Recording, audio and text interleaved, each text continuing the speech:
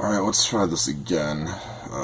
Whilst my video midway through, so still definitely learning about how to do this whole thing. Chapter 2. I don't even know if I should be doing an analysis on this one. I mean, it's, what, page and a half, and it's mostly characterization. Whole lot of telling, not showing. And I guess we're still establishing his voice, and I don't know, I feel like I probably could do this in a way that would be narratively more interesting and just more of the traditional way of going about and telling it, and that would probably make it a bit easier to read, but that also runs into the fact that Jack isn't trying to write a novel here, and even though I am, I have to work with that restriction that I've placed on myself. Let's see. Oh, Jack is a musical prodigy. I don't know, that was a characterization that I had from day one that doesn't really get put into the story a whole lot. It's more informing his character and his backstory than it is relevant to the plot for a great deal. And I feel like I kind of overemphasize his skill in the field relative to what is really necessary. The whole bit with the symphonies and him having written multiple symphonies before he's out of grade school. I mean, it's not unheard of, but that is definitely like Beethoven, Bach style musical prodigies, and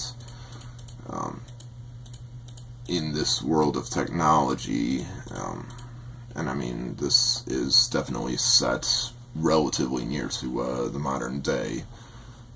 It's kind of difficult to believe that he would exist in the world and not have a YouTube channel or something that he would have been noticed.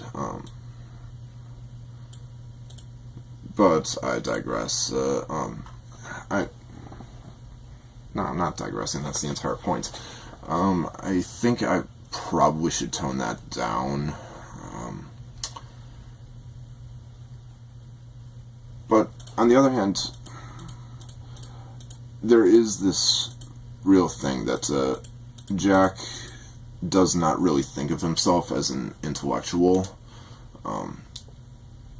He spends so much time around Colette and Brian, who are also very bright in their own ways, and in ways that are more readily acknowledged by teachers and authority figures in general. So he never really thinks of himself as the brains of their little group of friends. But he still definitely does have a great deal of intelligence going on. It just doesn't work the same way as theirs do. And I guess that this goes to show that to an extent. But I feel like that's definitely a bit... yeah, I think we can still do this. I can definitely clear up the language used in that, though. It's definitely Jack writing and geeking out over stuff that he understands very clearly, but doesn't really know how to express very clearly for people who aren't on par with him musically. But yeah, I guess that's all we need to really establish there. There are his three older adoptive brother things. Arnold, and Carl and what's the third one? Well, you can clearly tell how Peter, how very important they are to the story. They kind of act as this preemptive trio, semi-marauders type thing going on, but they are characters in name only. They're important to Jack, but Colette has barely met them, and I don't think that Brian has at all. Just timeline-wise, they're graduating just as Colette is showing up to the house, and Brian didn't come to town for a couple of years after that, so they probably met Arnold at least, but the other two are probably only really important to Jack, and their importance to the story is negligible in the extreme. But I like that I introduced them because they are important to Jack, and so he would feel that it's important to introduce them. Even if the story goes in a completely different direction, it allows for a whole lot of misdirection on my part early in the story, because it's very difficult for the reader to know where things are going, because Jack doesn't know what's really going to be happening in the future. He can muse on it to an extent, even if he isn't doing that at all yet, but he is not capable of deliberate accurate foreshadowing, which I like. I of course can do any foreshadowing that I want here, but I have to be a bit more subtle with that, and I like that. Let's see. There's the whole bit with him and Colette.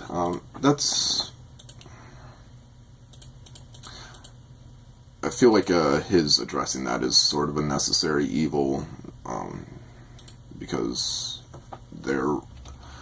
I very, very much wanted to not immediately descend into shipping wars or just the whole will they, won't they romance angle. I have seen that 1,000 ways in 1,000 different movies and shows and books, and it is so very, very rarely interesting, and even more rarely well done.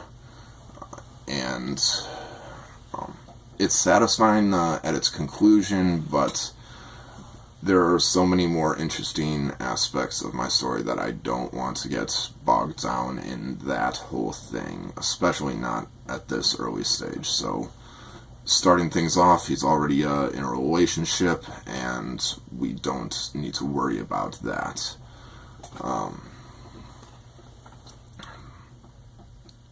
That being said,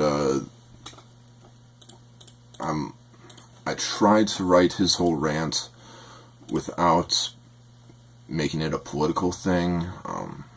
I'm not advocating incest at all. It's entirely irrelevant to the book, but I feel like I'd kind of written myself into a corner that I had to address that elephant in the room, at least to a small extent. Ellie's introduction is a little bit awkward when read aloud, which, if you're listening to this, you probably already know, which kind of segues into me not being a particularly skilled oral reader, even of my own book, and I apologize for that. I descend into a lot of parenthetical asides, which make expressing sentences rather awkward